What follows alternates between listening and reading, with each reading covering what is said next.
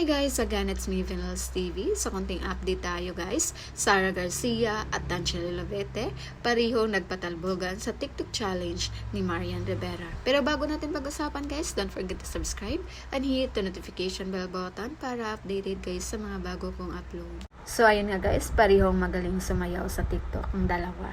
Marami tuloy sa kanilang mga fans ng Team Tara dati na sobrang na-miss yung kanilang samahan. Yung kanilang masayang samahan na nauwi sa hiwalayan. Kaya move on na lang tayo dahil ito ay part na lang ng nakaraan na minsan nila tayong pinasaya at pinakilig.